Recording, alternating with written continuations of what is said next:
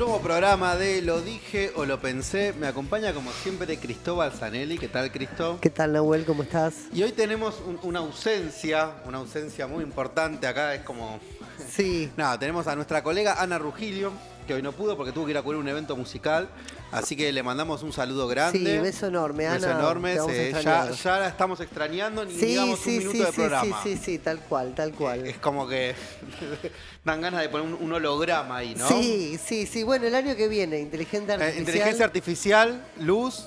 Y ya está. Ya está. Bueno, hoy tenemos, como siempre, atrás en el estudio a Luz Coronel, nuestra comandante, ahí nuestra productora que nos va diciendo. También está Pablo, está Nat. Tenemos una invitada especial hoy, a Vera Sosa Ladowski, que está ahí atrás del equipo. Así que también van a estar coordinando todo lo que se está haciendo. Vera ya me dio una indicación. ¿Ya te dio una indicación? ¿Ya te cagó a pedos? Me cagó a pedos. Me dijo, ¿por qué siempre tenés la misma ropa? Tipo sí, Bart Simpson. Sí, porque justo había visto un reel del programa anterior y la verdad que tenía razón. Un vestuario, ¿eh? Vamos a empezar a armar un vestuario acá en Factoría. No, la verdad que una observación, pero nada, de la gente que sabe. El que sabe, sabe. El que sabe, sabe. Y el que no sabe, va a decir la frase. Aprende o no si lo censuran, no lo sé. Bueno, Cris, contame un poquito, ¿cómo estuvo tu fin de largo? ¿Estuviste acá en Capital? ¿Qué hiciste? Mira, mi fin de empezó el miércoles pasado, que fue mi fiesta de cumpleaños. Es verdad, pido muchas disculpas, no pude ir, estaba con Vera este día, nos quedamos. No, por favor, vino Ana. Vino Ana, y... Bien. Por atrás había roto algunos corazones acá. Sí, o sea, no quiero decir nada porque no digas nombre, vos no digas nombre, vos como Jorge Rial, solo agarrás y decís cosas. Sí, no, pero vino, la pasó muy bien. Gracias por venir. Luz, vos no viniste, estabas invitada. Sí, qué lástima. Todo sí, voy a ir, y al otro día, ¿qué pasó? Nada. Pero la pasamos... fue el miércoles. La pasamos... Una peor que la otra. La pasamos muy bien. Y el jueves tuve un casamiento, así que mi fin de empezó como el miércoles. ¿Quién se casó?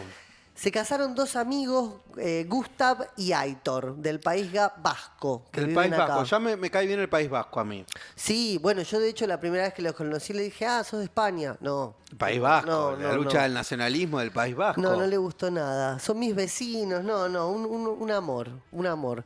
Bueno, y así, y descansé. Ayer descansé porque no podía más. ¿Y qué regalos recibiste? Uy, cosas muy lindas. Así. Cosas muy lindas. Rápidamente me regalaron. La gente está medio rata con la crisis. Te regala, hola Cris, te quiero mucho, una cartita y un coso. ¿O hubo regalos de alguien que vos decís, che, este se puso? Sí, hubo regalos. Me regalaron la camiseta que usaba Riquelme en la selección argentina. Bien, buen regalo, ¿eh? Hermoso. La verdad que a que se le ocurrió, lo felicitamos. Sí, dice Riquelme todo. No, estoy entusiasmadísimo con eso. Y me regalaron, un chico que dibuja, me regaló, hizo como un retrato de la casa de mis abuelos en Montechingolo, en Lanús. Muy lindo, lo enmarcó, me lo dio todo. Y después sí, mucha golosina. ¿Mi hermano te regaló algo, el tío Camilo? Su presencia. Su presencia, y creo que trajo alguna cosita para tomar y eso rica, pero bueno, no. Bueno, está ahí. Pero está complicado. ¿Vos sos de regalar? A mí me gusta regalar, sí. Cuando tengo plata me gusta regalar. Más que regalar, me gusta ir a los cumpleaños. Siento que es el momento que uno tiene que... Perdón, no lo digo por ustedes, no. Lo digo por... Te regalar la presencia, un VIP. Lo digo por mí, ¿viste? Es como el momento en que uno tiene que ir a los lugares. No lo digo por ustedes, lo digo por mí, en serio. Bien. Bueno, entonces el miércoles estuviste de cumpleaños. Por lo que yo vi en Instagram, ¿se la pasó bien? La pasamos bárbaro. Terminó temprano, 2 de la mañana se fueron todos. Bueno, un miércoles 2 de la mañana está muy bien. Sí, muy bien. No, al otro día fui a laburar, todo. Fuiste a laburar, está muy bien. Ya soy un adulto, terminé la adolescencia. Ahora viene tu segunda adolescencia. Sí, la juventud. La segunda juventud, como le dicen algunos.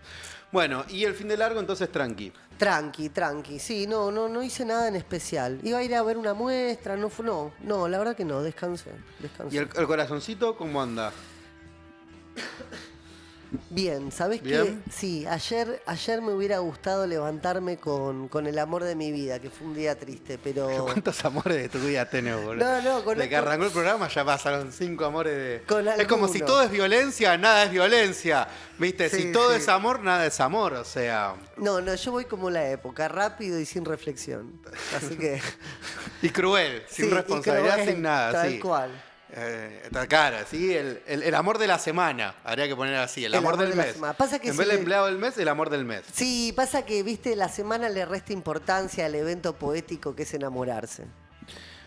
¿Cómo? A ver, ¿cómo repetí eso? No, digo que el amor de la semana, me decían ahí, el amor de la vida es mucho. El amor de la semana no responde a la necesidad poética de esa eternidad que se resulta enamorarse, que puede durar 1 minuto o 10 años, no importa, o una eternidad. Pero ese instante y ese sentimiento que uno tiene es de la vida y no de un periodo. Un romántico de los que ya no hay, ¿eh? Siento que Sí. estoy escuchando a Luis Miguel, a Sandro, explicando el amor, enamorarse puede ser una eternidad o puede ser 1 minuto. O sea... Exacto, Es un amor exacto. peronista, porque es como que tenés para todos los gustos, ¿no? Para el que cree que todo es el ahora ya y el que cree en el matrimonio forever, en el para siempre. La tercera Todo posición. encaja en la filosofía de Cristo. Es más, hasta podríamos decir la filosofía de Cristo y nadie sabe si estamos hablando de Jesús o Sí. estamos hablando de nuestro Jesús de acá de Factoría. La última cena fue la semana pasada. La última cena. Bueno, hoy, para el programa de hoy teníamos ganas de continuar. Nos quedamos un poquito con lo que habíamos hablado el programa anterior con Patricio Rago. Recuerden, el programa anterior estuvimos hablando con Pato Rago, que es fundador de la librería Aristipo, también de la Francachela, es escritor. Y dentro de la charla que hablamos sobre literatura, le dedicamos un momento especial a lo que había pasado con Dolores Reyes y la censura a los libros, ¿no? Sí. Y en ese momento, cuando lo estábamos hablando, era como algo que estaba pasando y fue creciendo, ¿no? Por suerte, ¿no? En la semana fueron creciendo la cantidad de adhesiones. Recordemos, por si alguien no está al tanto, Dolores Reyes es una escritora argentina muy reconocida. Hay un libro de ella que se llama Come Tierra, que habla más que nada de una chica, de una joven del conurbano, que tiene como una suerte de visiones cada vez que come tierra, y en esas visiones ella puede como tener... proyectar dónde puede haber un femicidio en ese momento, ¿no? Sí, la verdad que es suerte que ahondó este debate porque te hace reflexionar acerca, por ejemplo, a mí me hace pensar en esto de la censura y de prohibir, es como cuando... Yo la verdad no tengo hijos y no lo sé, pero me parece que dentro de la crianza de los hijos muchas veces me pasó de tener un amigo, qué sé yo, que le prohibían hacer determinada cosa, ¿viste? No, esto está mal, esto está mal. Y por ahí algunas de esas personas terminan siendo todo lo contrario frente a esa prohibición total sin ningún tipo de, como decíamos antes, de reflexión ni nada al respecto. Sí, acá estoy buscando, a ver si podemos poner ahí en pantalla a Dolores Reyes, la autora de Come Tierra, lo tenemos ahí. Bueno, por si alguien no lo conoce, el libro es un libro que ya salió igual hace unos años, ella es la autora. Yo quería leer una parte, ¿no? Como para que la otra justo me había anotado, que ella dice, Come Tierra tiene sueños también, y sueña con su maestra de la primaria, ¿no? Que está muerta la maestra. Entonces ella dice, Come Tierra, el lugar donde aprendiste a comer tierra ya no existe. Se va a venir todo abajo, dijo la señora Ana con mi sueño. Miré alrededor, no sabía dónde estábamos. No era el barrio ni el corralón. ¿Qué es este lugar? Te dije que ahí no tenías que volver. Estaba prohibido, agregó Ana. Mírame ahora, vienen por ustedes. ¿Vos querés seguir adivinando? No. ¿Y yo qué? Todo lo que me prometiste, yo no quiero seguir, Ana. Pero podés encontrarlos a ellos, hacer que los encierren, por mí. Si están libres van a seguir matando, ¿entendés? Su voz era tan horrible que me desperté.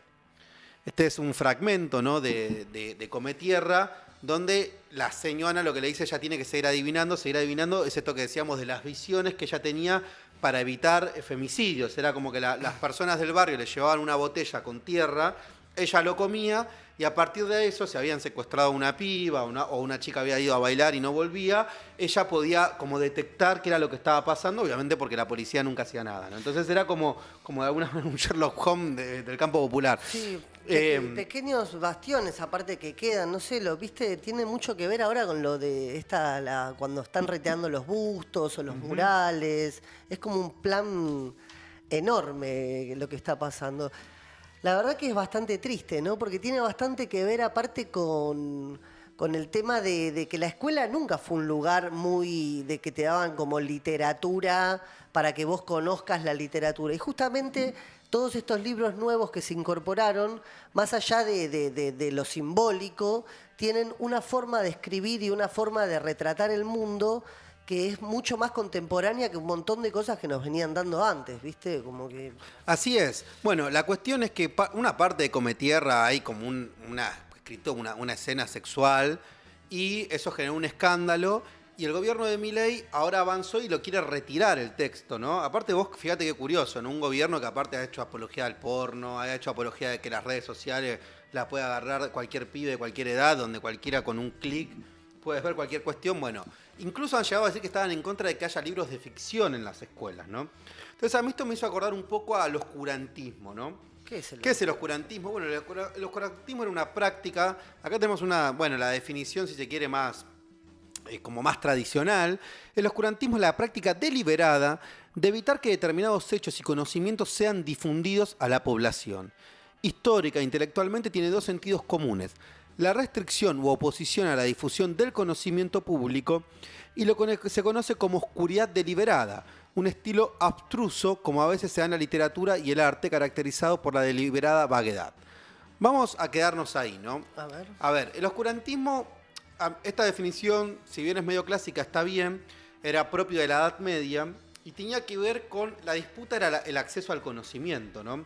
¿Te acordás que hablábamos la otra vez con Patricio Rago de que un pueblo menos leído es un pueblo más fácil de ser sometido? Me acuerdo, ¿no? sí. Si uno lo quisiera hacer al revés, un pueblo con mayor nivel de lectura es un pueblo con mayor nivel de decodificar lo que está pasando. El oscurantismo no es que estaba en contra del conocimiento, estaba en contra del conocimiento público. Cosa que en un punto es peor, porque lo que estaban en contra es que el conocimiento se sociabilice entre las personas, entre la plebe, ¿no? Era una mirada muy elitista del conocimiento. Entonces, estas prácticas, de alguna manera, lo que vimos con el caso, o lo que estamos viendo, que para mí no va a ser el primer caso, en esta idea que Milei plantea de la batalla cultural, lo que va a terminar haciendo es prohibir un montón de lecturas que son fuertemente emancipatorias, sobre todo para los adolescentes.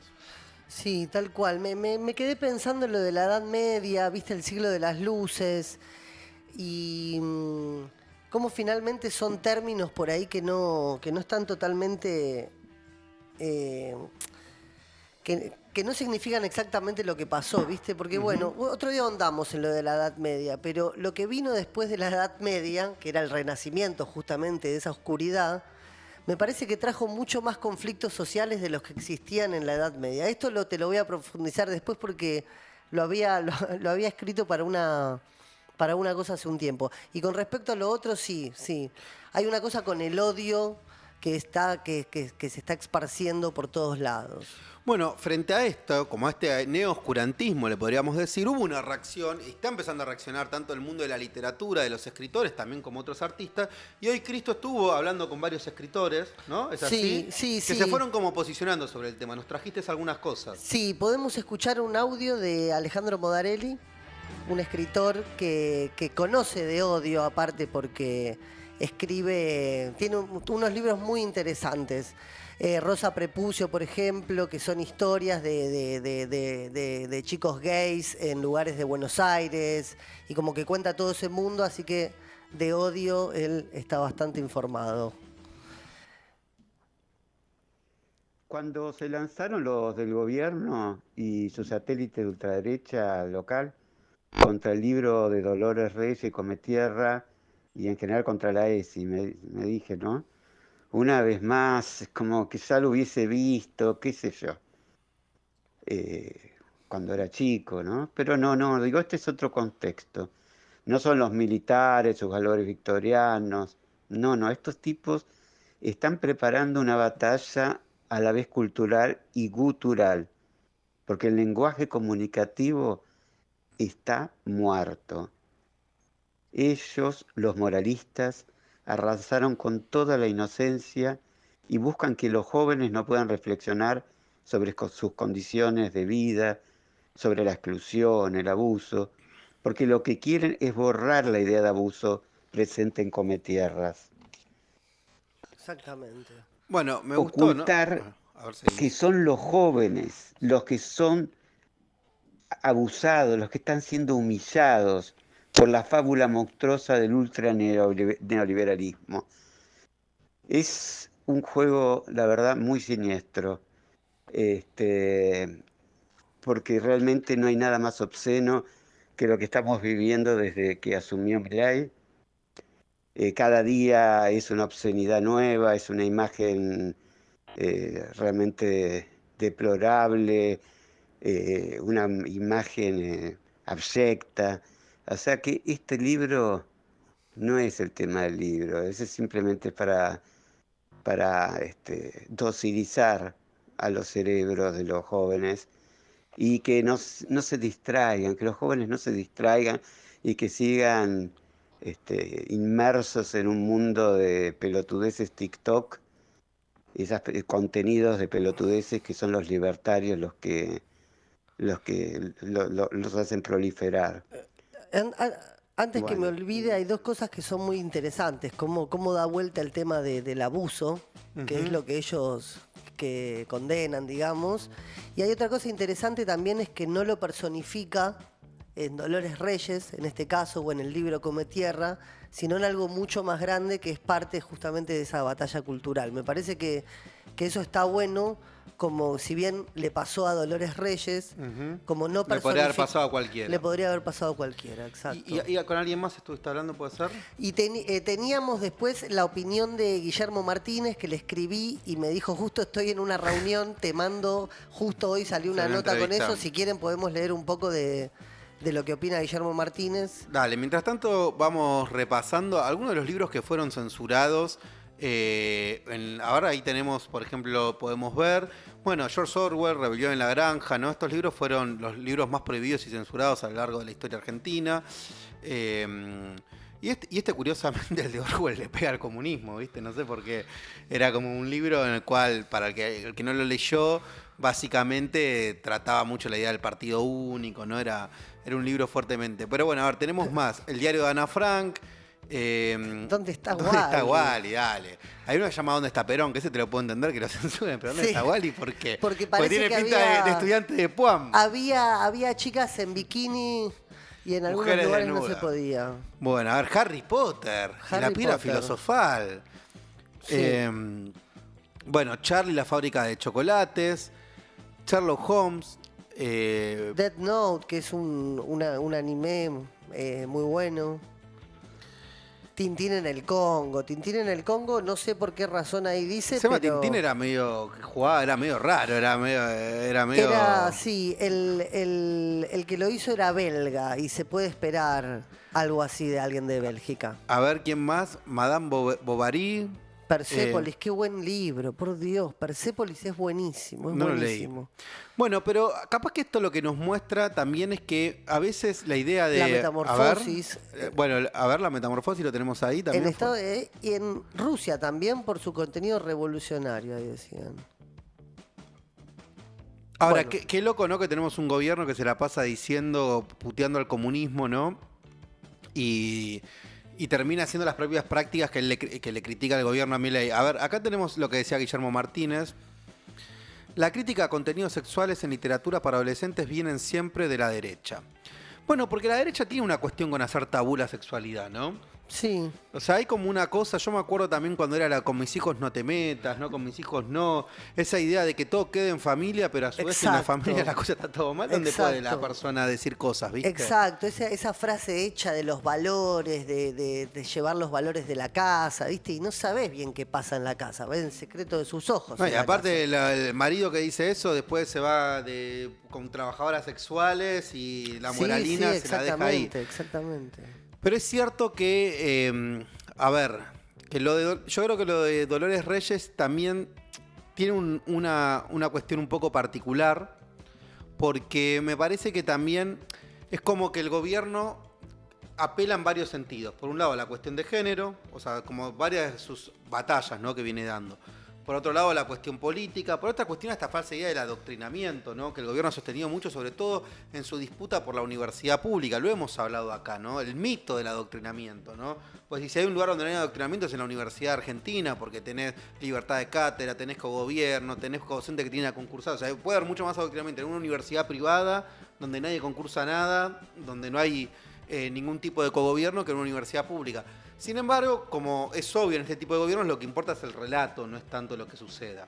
Y tenemos lo que le contestó Victoria Villarroel a Axel, ¿no? Axel Kicillof, a ver, se saca una foto leyendo Come Tierra, en apoyo obviamente a la autora, y la vicepresidenta dice: nunca es buen día para leer libros que exaltan la pedofilia y sexualizan a los niños, Kicillof.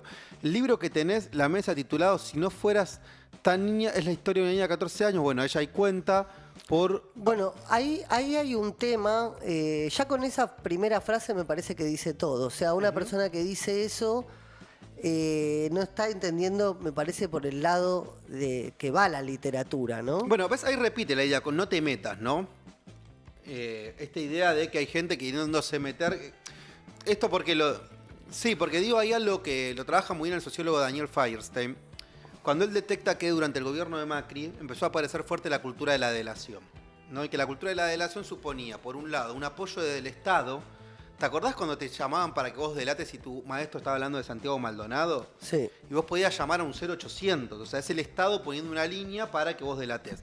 Después ahora pasó lo mismo con el tema de los planes sociales. Sí. Y después en su momento, cuando fue la discusión Sí, te respecto al obligan a hacer aborto, paro. había la idea de que en algunos colegios, sobre todo privados, con la idea esta de no te metas, vos podías denunciar si un docente estaba, por ejemplo, haciendo la ESI, que era algo legal, ¿no?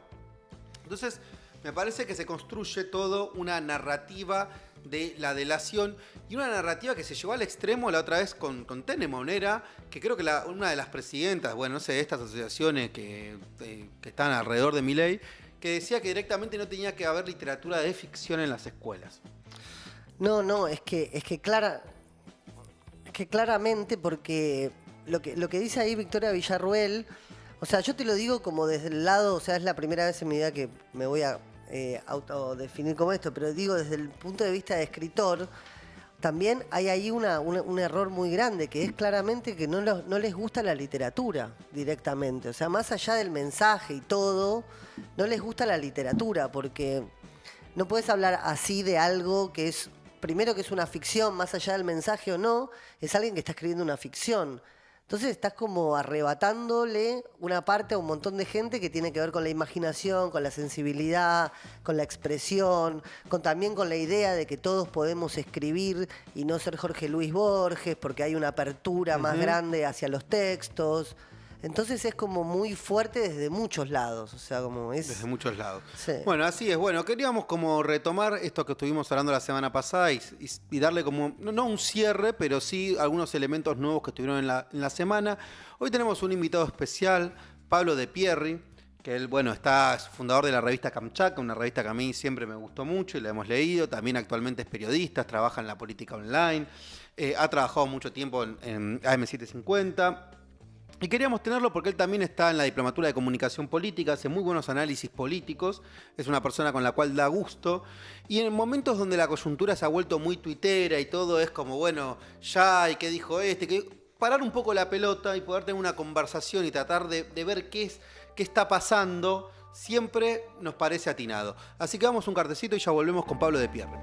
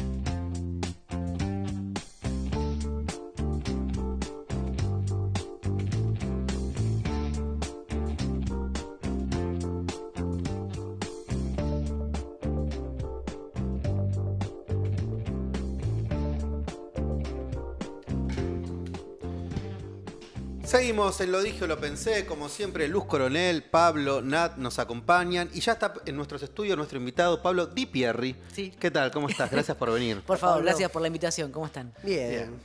Bueno, estuvimos preparando algunas cosas para la conversación con vos hoy. ¡Qué miedo! No, pero algunos videos, o sea, antes de entrar en la rosca, yo sé que a todos nos gusta la rosca y Sí. queremos hablar de lo que tuiteó hoy Mayra contra Axel y Ferraresi, pero antes de eso nos gustaría como, bueno, paremos un poquito la pelota y veamos, hoy se cumplen, hoy, ¿no? Un año del que se ganó el balotaje, Milei. Hoy, exactamente. Sí, casi todos los canales de noticias estuvieron con eso todo Así el que día. está todo el día.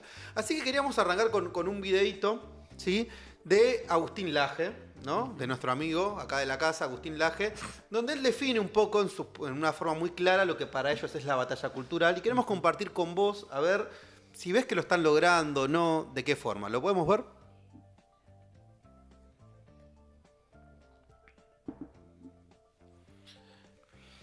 Sin... ¿Está sin audio? A ver. Está dando la batalla. Está dando la batalla del silencio. Bueno, recordemos, Agustín Laje es un ¿Cuántos dirigente. libros censurados habrá entre, entre Buena todos pregunta. esos? Che, ¿quién es? Me gustaría saber después cuando veamos ahí quién tiene la... Viste que Agustín Laje tiene como esa cosa medio de politólogo raro, ¿no? A ver, ¿por qué?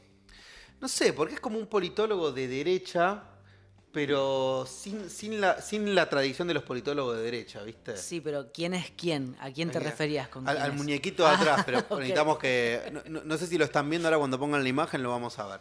Bueno, pero para entrar, le estábamos hablando de la batalla cultural, ¿no? El gobierno lo planteó, un término que recordemos para... Capaz, los que no saben, es un término muy propio más de la izquierda, de Gramsci, ¿no? La batalla cultural tiene que ver con esta idea, la famosa idea de que el interés de un grupo particular se convierta en un interés más universal, en disputar las formas de concebir el mundo, los valores. ¿Viste? Cuando alguien te dice, todos somos Vicentín, bueno, ahí hay como un éxito. ¿Vos ves que esto que el gobierno lo ha puesto como prioritario está teniendo cierto éxito? ¿No?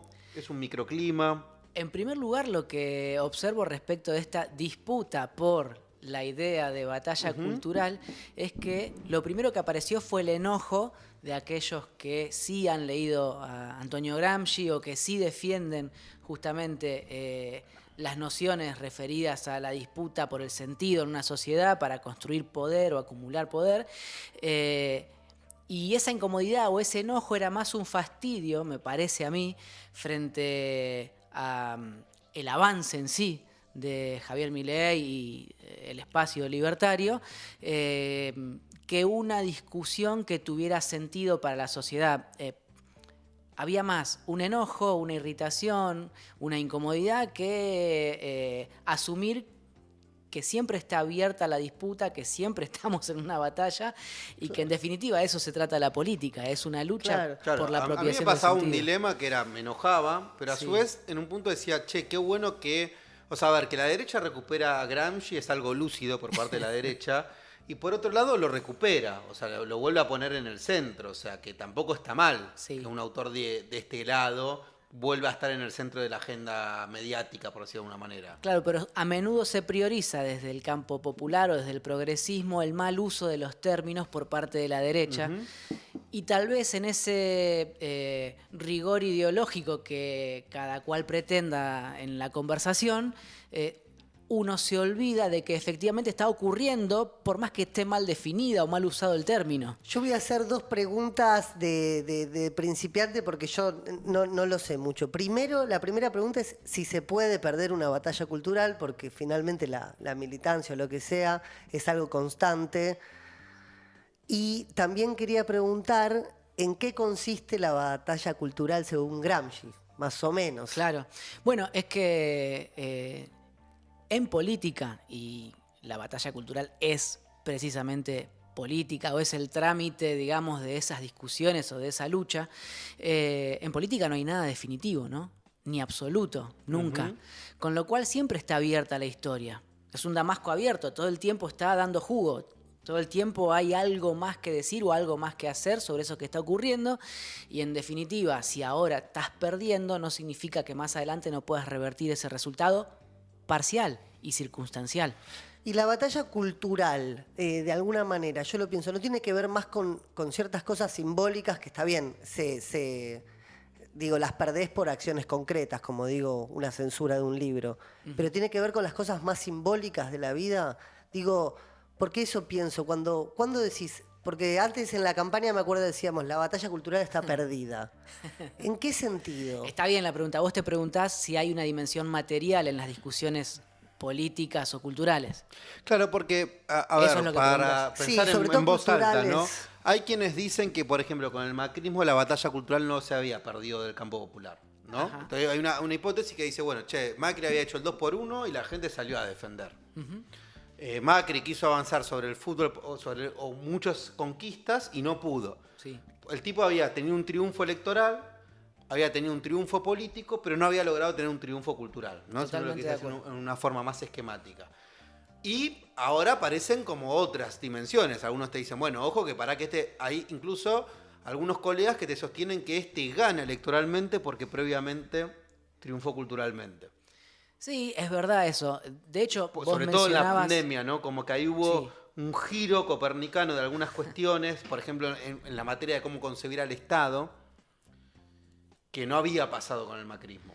Sí, y también yo me animaría a decir que incluso pese a la victoria electoral o a la suposición de que efectivamente se hubiera impuesto el proyecto político de los libertarios sobre el terreno más cultural o de los sentimientos o de lo simbólico en nuestra sociedad, yo me animaría a problematizar eso y en todo caso a dejar sembradito algún signo de interrogación, porque cuando vos, por ser sociólogo, lo habrás leído mucho más y con mucha más profundidad que lo puedo hacer yo, cuando uno leía encuestas el año pasado, lo que encontraba era que en la intención de voto a Javier Milei no había una aceptación de la demolición del Estado per se y mucho menos mayoritaria. Es verdad. Eso lo hemos hablado, es interesante lo que dice Pablo. Por ejemplo, para mí un mito que se instaló, y como todo mito es el mito, a ver, no es ni verdad, no es ni verdadero ni mentiroso, su potencia es que se lo crea, ¿no? Era que los jóvenes se volvieron de derecha, ¿no? Y vos decías, bueno, pará, porque cuando vos hablabas con esos jóvenes, votaban a Milei, pero no es que tenían una agenda de derecha, un sector sí, pero otro sector, te podía votar a Milei, estaba a favor del aborto, estaba a favor de que la universidad pública, o sea, era un sector más contradictorio, ¿no? Sí, me parece que lo que conspira contra una discusión más honesta y más profunda, casi te diría en cualquier circunstancia de las instituciones de nuestra democracia, es el hecho de que cada 2 años tenés una elección. Entonces, este tipo de conversaciones, la que estamos teniendo nosotros acá, o la que puede tener cualquier militante o cualquier dirigente en su ámbito de intervención, sea un sindicato, una unidad básica, una organización territorial de cualquier índole, es siempre una especie de contratiempo para la consolidación de esa misma estructura organizativa de cara al desafío electoral que venga. Es decir, vos no podés destinar demasiado tiempo a una discusión sin garantías, ¿no? Una discusión que no haya estado precocida y guardadita en un tupper para que metan en el microondas y al momento de abrir el plenario ya esté todo estipulado con sus conclusiones incluidas. Vos no podés abrirte a una discusión franca, honesta y profunda durante demasiado tiempo porque enseguida tenés que definir listas electorales, por ejemplo. Entonces, lo que termina sucediendo es que hay poco espacio y por ende poca creatividad y en definitiva se termina achatando la conversación, lo cual hace que una pregunta por si acaso Milei prevaleció culturalmente antes de ganar las elecciones o no, nos ponga frente a un espejo muy incómodo para la dirigencia que tiene que postularse el año que viene. Porque si Milei ganó culturalmente el año pasado, antes de haber sacado más votos en el balotaje que Sergio Massa, entonces hay que discutir un montón de cosas para las cuales muchos dirigentes creen que no tenemos ni tiempo ni ganas. No, y aparte es difícil porque digo, en este tema de lo último que digo, en este tema de la batalla cultural, digo, hay una cuestión del peronismo frente a esa batalla cultural que no es nacional, es una batalla cultural mundial. Que el peronismo Bien. como que siempre está como en contra de esas nuevas tendencias que en general siempre tienden a la derecha en el mundo, me da la sensación. Entonces como esa batalla cultural perdida que muchos decían es como un continuum de que siempre justamente el peronismo se reconstruye sobre esa batalla cultural perdida. Me da la sensación porque hay un mundo que empuja constantemente para un lado en el que por ahí nosotros simbólicamente no estamos tan acomodados. No sé, es algo que se me ocurre ahora. Sí, y capaz que a lo que dice Cris, y a ver, Pablo, ¿qué pensás vos? Yo le agregaría que, a ver, una derrota cultural es, por lo menos como lo concibo yo, es algo mucho más potente que una derrota electoral o política. Totalmente. Es decir, de una derrota electoral se puede volver pronto, a los 2 años, a los 4, incluso una derrota política también. Ahora, una derrota cultural, por lo menos la historia, si conseguimos batalla cultural en el sentido más gramsciano, más puro, no una cosa chabacana de relato, sino de... A los pueblos tardan mucho tiempo en darse, por ejemplo, uno diría, bueno, el consenso democrático en nuestro país fue una victoria cultural que tardó dictaduras, o sea, no es joda la batalla cultural. O sea, si alguien pierde una batalla cultural, o sea, si vos mañana perdés y no sé, la democracia deja de ser el sistema que más predomina en una sociedad, bueno, no va a ser joda, eso va a tener costos muy altos. Por eso a mí también ahí yo creo que no hay que tener tampoco una mirada tan derrotista de que están ganando la batalla cultural. Yo creo que más hay una situación de como medio de avance, retroceso, muy de escenario abierto por momento.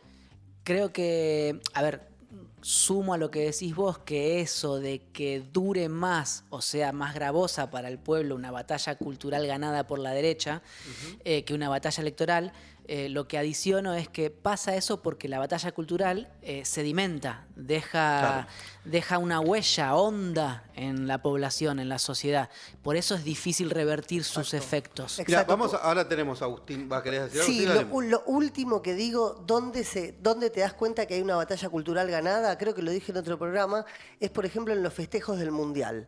En los festejos del Mundial, ahí se está la batalla cultural ganada de cómo es una fiesta nacional que nos enseñó el peronismo a vivirla. Perdón, me pongo medio pero también así, podría decir que hay una batalla cultural perdida que los jugadores no quisieron a la Casa Rosada. Exacto. Y primó cierta... Exacto, es verdad. Eso No, es voy a verdad. decir algo políticamente incorrecto, pero no sé si no primó cierta despolitización, antipolítica. No sé si eso hace una década hubiera pasado. Pero en el pueblo estaba ganada porque eran millones y millones que salían a festejar con los cantos que salían Yo no a les festejar. quiero quitar tiempo con respecto al testimonio del Aje o la mirada del Aje. No, el Aje te lo pusimos solo para hincharte a vos y pincharte y que largué. Y además no me olvido que no te respondí sobre si efectivamente creo que están ganando o no. Yo digo que no. Pero no me quiero perder de opinar sobre lo que fue esa fiesta popular, porque al Exacto. principio yo estaba al aire mientras iba sucediendo, estaba al aire en radio, mientras la gente se iba racimando en Ezeiza primero y después a lo largo de la autopista. Y todo el recorrido, ¿no? que siguió el micro hasta que no pudo avanzar más.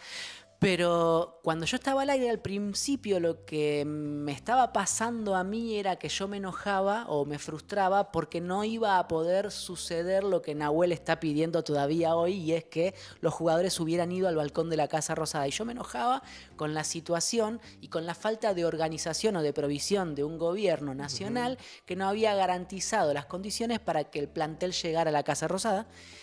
Pero al mismo tiempo... y esto me lo enseñó Mariana Moyano, o lo escribió ella en una serie de artículos que publicó en 2022-2023, y en su podcast Anaconda con Memoria también lo dejó sentado. Ella dijo que ahí había una experiencia nueva de gozar de la fiesta futbolística desde la población, o sea, los espectadores convirtiéndose en protagonistas en modo selfie con los jugadores y el micro de fondo. Y lo que los jugadores querían ver era a su pueblo festejándolos en ese trayecto. Y había algo distinto que nosotros todavía no sabemos mensurar, pero que era una experiencia colectiva muy, muy diferente a la del 86 o la del 90 con Diego en el balcón. Sí. Y tal vez ese enojo que nosotros teníamos, tal vez por lo menos nos podríamos permitir alguna especie de Sí, está bien. práctica para diluirlo y pensar en lo bueno que tuvo eso que vos marcás, Cris. Sí. Sí, el Interesante goce, eso de el la goce. selfie. Es verdad. Bueno, ahora para pincharte más, No te respondí vamos lo a anterior. traerte el del Aje y después el de Feynman. Pero Feynman el bueno, pero primero vamos a escucharlo al Aje. Hoy se inserta en el centro de lo político y en el centro de las disputas más significativas que nuestras sociedades están enfrentando. El paso que va de la sociedad tradicional a la sociedad moderna y de la sociedad moderna a nuestra sociedad postmoderna es un paso que involucra profundísimos cambios a nivel político, económico, tecnológico, mediático, cambios que abordo a lo largo y ancho de mi trabajo, precisamente porque en ese contexto es en el que veremos emerger la cultura como el botín de una disputa. Me gustaría saber quién es el enanito que está atrás. Sí, yo también tengo la misma ¿Quién intriga. es? ¿Es un personaje de alguna peli o...? Ay, no lo sé, no sé. Estoy entre Favaloro, Cortázar. ¿Definió la cultura como el botín? Sí. Es como, o sea, a ver, si vos tenés que dar un parcial mañana de Gramsci, no está mal capaz de escuchar un poco cuando él dice de las sociedades modernas a posmodernas. Y quería ver ahí si está el de José Pablo Feynman, que habla sobre la clase media. Yo siento que el que vimos no dijo un carajo, básicamente. Como que es como Lizzie Tagliani cuando habla sin decir nada. Y vamos a ponerte este también, Pablo, y ahí con esto ya te damos paso. Bueno, el filósofo José Pablo Feynman hablando de la clase media. La teoría del ser de la clase media. La clase media no quiere ser lo que es clase media. La clase media quiere ser clase alta. Y la clase media no quiere ser clase pobre, no quiere ser pobre, tiene terror a ser pobre. Este es un esquema existencial durísimo. ¿Por qué? Porque la clase media no quiere ser lo que es, no quiere ser clase media. Esto lo tomamos porque la batalla cultural quiere se ser da algo fundamentalmente que no en la va a ser clase nunca media. clase alta. Totalmente. Y tiene mucho miedo de ser algo Totalmente. que no es, pero puede ser clase baja. En esta coyuntura, ¿qué hace la clase media? Bueno, cuando la derecha arroja a la clase media a la pobreza, la clase media se une a los pobres y larga esa consigna. Piquete, cacerola, la lucha es una sola. Entonces, hablando del 2001. surgen los gobiernos populistas y la clase media está contenta hasta que recupera su nivel adquisitivo. Cuando recupera su nivel adquisitivo, la clase media se harta de los gobiernos populistas y se une a las clases altas, que es algo que quiere denodadamente. Cuando se une a las clases altas la vuelven a hundir en la pobreza. Y ahí entonces vuelve a reclamar a los gobiernos populistas. O sea, de este círculo realmente viscoso y vicioso, Argentina y América Latina tienen que salir de esto. Lo cual exigiría una decisión por parte de la clase media de qué quiere ser. ¿Qué quiere ser? ¿A quién se quiere unir? Yo diría que tiene que reconocer que su destino está más cerca de las clases pobres de lo que cree, porque las clases altas gobiernan exclusivamente para ellas y si necesitan mandar a las clases medias a la pobreza, las van a mandar. Bueno, te pusimos dos cosas picantes. Agustín Laje diciendo que ellos van por la batalla cultural y la batalla cultural es la batalla cultural. Y a Feynman lo trajimos porque gran parte de esa batalla cultural es las aspiraciones que tiene la clase media. Y acá dejame hacer un paréntesis y ya te escuchamos, que no es solo por lo económico. El 80%, decía la Universidad de San Martín, de nuestro país se autopercibe de clase media. O sea, hay una cultura de clase media. Sí. Por lo tanto, esas aspiraciones van más allá del patrimonio económico. Y creo que Milei es muy fuerte hoy en el plano simbólico, aunque le pueda ir mal económicamente, para de alguna manera dar esa disputa ahí. Bueno, eso que acabas de decir me parece que es central, que es algo que José Pablo Feynman no podía saber que iba a ocurrir, obviamente, pero que en definitiva tiene que formar parte de nuestras inquietudes cuando pensamos lo que está pasando. ¿Por qué?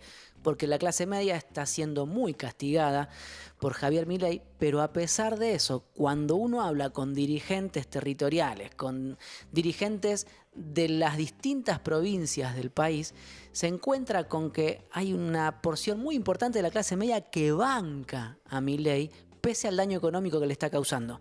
Entonces, esa suposición de Feynman, que estaba corroborada históricamente en Argentina respecto de que cada vez que un gobierno maltrataba a la clase media, le quitaba derechos o le quitaba poder adquisitivo, esa clase media empezaba a descender socioeconómicamente hasta los estratos más bajos y a partir de ahí se armaba la conga que podía terminar en 2001. Bueno, eso ahora está pasando y no se corrobora que su conciencia política vaya a la par de su deterioro económico.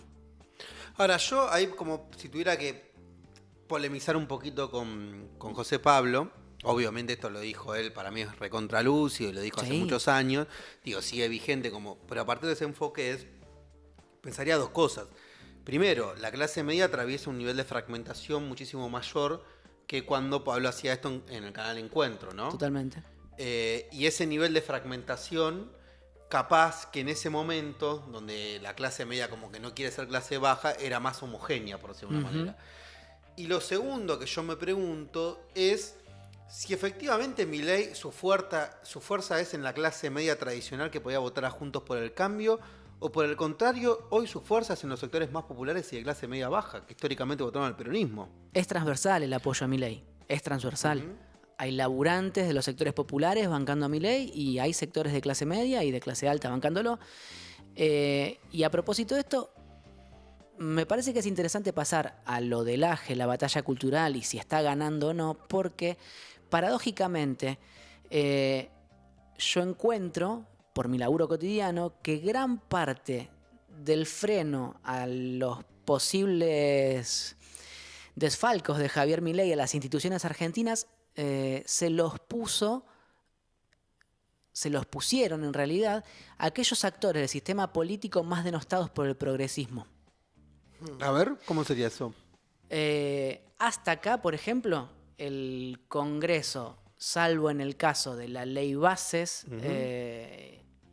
lo que hizo fue frenar sistemáticamente los avances de Milei y su tropa para modificar de cabo a rabo la estructura legal o la arquitectura jurídica argentina. Por eso se rige por decreto, porque no pasa por el Congreso lo que él quiere hacer, salvo el caso de la ley bases. Que no es menor. Que no es menor, que es un estrago tremendo y de todas formas es muchísimo menor de lo que proyectó en diciembre del año pasado cuando llamaba a la ley bases ley ómnibus y había 600 artículos en esa ley, que terminó siendo de 230 y pico. Entonces, yo no quiero ensalzar ni a los Pichetto ni a los radicales de acá o de allá. Lo que estoy diciendo es que justamente esos actores que no tienen demasiada densidad política para interpelar, seducir, enamorar y expresar a los sectores más politizados en un sentido progre o plebeyo de nuestra sociedad, son los que se unieron o hasta encabezaron la resistencia a Milei con el volumen que tenía detrás Unión por la Patria. O sea, gracias a Unión por la Patria y esos mascarones se logró detener muchos de los avances de Javier Milei. Hoy, sin ir más lejos, en la Comisión de Legislación General, Martín Tetaz impulsó por última vez en el año una reforma sindical para eliminar la cuota solidaria sindical después de cada acuerdo paritario y la reelección indefinida de los secretarios generales. No prosperó porque los diputados de Unión por la Patria de extracción sindical y Miguel Pichetto armaron una conga y le vaciaron los respaldos a los libertarios, los macristas y los radicales. En una comisión de 31 legisladores tenía que juntar 16 firmas para llevar ese proyecto antisindical al recinto de la Cámara de Diputados. Pichetto relevó de la integración de esa comisión a Alejandra Torres, una legisladora cordobesa, a quien le atribuyen algún tipo de, digamos, pertenencia al espacio de Yarlora. Sí, sí. La corrió Pichetto porque pertenece a su bloque, se sentó él, manifestó su rechazo y se quedaron en 15 votos los libertarios para imponer ese proyecto. ¿Qué quiero contar con este ejemplo tonto, pero que es de esta tarde nomás? Sí, sí. que le cuesta ganar en todas partes Sí. y en todo momento a Javier Milei, que no hay tal sedimentación cultural como para avanzar y arrollar a la sociedad Bueno, un argentina. poco también le pasó con el Chiquitapia y ya que hablábamos Totalmente. del fenómeno del fútbol, cuando él quiso avanzar, todavía está ahí, ¿no? Totalmente. Bueno, ahora hablamos de Milei, hablamos de la batalla cultural, hablamos de la clase media, hablemos un poquito de la oposición. Sí. Venimos de una oposición que hoy uno podría decir que hay como pendular. Algunos plantean hay que armar un gran frente contra Milei, otros dicen armar grandes frentes contra Milei si no se entiende para qué nos sirve, vamos a ganar una elección, pero después no vamos a poder ir más allá de ganar una elección. O sea, ese debate está un poco, ¿no?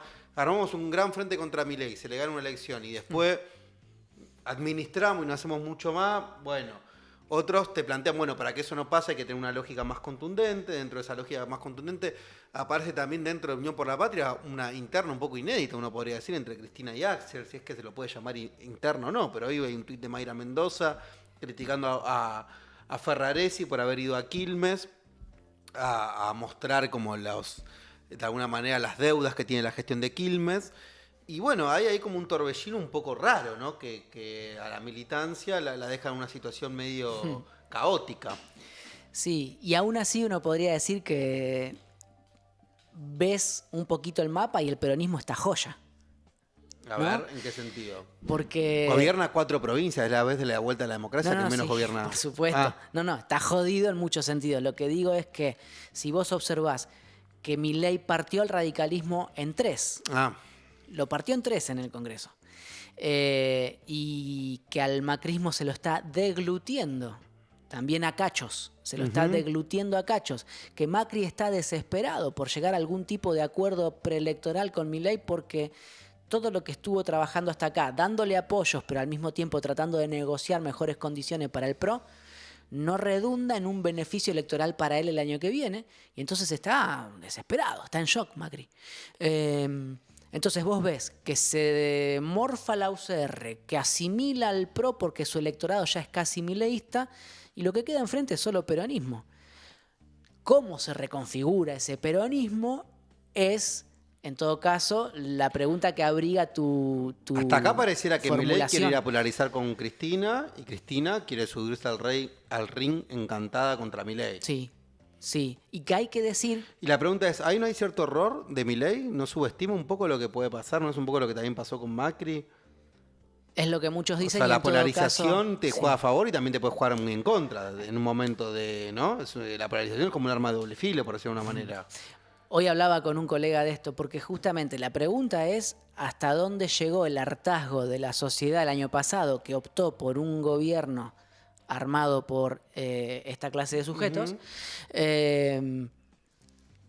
y si esto perdura más allá del año que viene o del 27, es decir, si en el 25 o en el 27 la sociedad también rechaza una propuesta peronista, sea que la encabece Cristina o alguien que se le parezca o le responda, o sea que la encabece algún peronista más moderado, más racional, como les gusta llamar a los de la prensa canalla. Pero lo que quiero decir es que ahí veremos también qué densidad tiene el saldo de esta batalla cultural parcial, ¿no? Si efectivamente ocurrió que hubo un saldo favorable a la derecha en la batalla cultural previamente a los comicios del año pasado, hay que ver si su efecto perdura más allá del 25 y del 27. Si Cristina o quien ella disponga en su lugar pierden, uno se va a sentir tentado de decir, che, culturalmente nos quebraron. Si ganan, vamos a decir, si gana Cristina o gana alguien que ella ponga en su lugar, vamos a estar tentados de decir lo contrario. De y decir, el rol de Axel ahí, perdimos en el ¿cómo 25. lo ves, Pablo? En ese juego. Me parece que estamos jodidos de tiempo para pensar a Axel. Pero lo que nos quedan 4 minutos de programa. Pero lo que sí me parece es que no le jugó a favor este enfrentamiento o esta discusión política con Cristina. Me da la sensación que lo debilita. Que Cristina se impone, que su jefatura termina aplicándose, que hay problemas que son anteriores, que no tienen que ver con que Axel haya hecho algo, que efectivamente sí hizo, y fue decirle que no a Cristina Kirchner el año pasado. ¿Eso no le sirve para acumular en otro sector o eso es un mito? Es una muy buena pregunta de consultoría política o de comunicación política. Uno observa que Kicillof está muy identificado con el kirchnerismo y que esa marca es difícil de quitarse. Claro. Y que tampoco creo que él se la quiera quitar. En todo caso, sí lo que Pero sucede... aún dentro del público kirchnerista, o digo, con identidad política kirchnerista. Sí. Porque ahí también pasó algo medio raro, que fue, bueno, con Axel es como que hay sentimientos encontrados, por decirlo de una manera. El público está muy desorientado frente a esa interna. Sí, yo no podría mensurar de qué lado hay más cantidad de gente, si del lado de Cristina o del lado de Kicillof en medio de esta disputa interna. La verdad es que no lo sé. Sí es fuerte la figura de Cristina Kirchner y no para de crecer, digamos, en su consideración pública desde que decidió salir a jugar, pero en una de las posibles consideraciones anteriores a su lanzamiento, a la captura del PJ, hay que decir que Cristina creyó que la resistencia pasaba por la oposición en el Congreso y que me parece que vio que no alcanzaba o que eso fracasaba. Cristina en el verano decía, pensaba, imaginaba que los gobernadores no iban a poder defenderse de Milei y defender a sus habitantes o a sus electores de lo que Milei hacía y que por ende en el Congreso se iba a dar la pelea más fuerte. Eso efectivamente ocurrió, pero también hay que decir que no alcanzó. Y que me parece que en ese contexto Cristina decide ir por la conducción del PJ y decide recuperar una centralidad que había cedido parcialmente y que al tiempo que decide recuperar esa centralidad se da cuenta, y se dan cuenta todos en el sistema político, que con nada, con muy poco, vuelve a ser la referente opositora por antonomasia y que Milei la elige y que a pesar de que hay conversaciones entre ambos sectores para la, entre comillas, gobernabilidad, a ambos les conviene estar donde están. Están desdibujando a Macri y están preparándose para una confrontación directa de ellos dos el año que viene o en el próximo turno. Bueno, se nos pasó el programa, la verdad que recontra interesante. Te vamos a traer más seguido, Pablo, estuvo muy bueno. Muy interesante. Gracias por haber venido, gracias por tomar tu tiempo. invitación. Bueno, estuvimos hablando con Pablo Di Pierri, lo pueden seguir también en redes y esperemos, también hace sus análisis en la revista Kamchatka. De todo lo que hiciste es una de las cosas que para mí, el que no la leyó, tómese un tiempo. Es una Debe de las haber cosas, números dando vueltas por ahí. hay números sí. que la verdad que en un momento de incertidumbre pusieron ahí una voz que yo por lo menos esas cosas siempre las valoro mucho. Bueno, esto fue Lo Dijo, Lo Pensé. Gracias Luz, gracias Pablo, gracias Nat, gracias Vera, que está atrás de ahí del equipo. Así que fue un nuevo programa, nos volvemos a ver el martes que viene, 8:30 acá en Factoría. Buena semana para todos y a descoserla.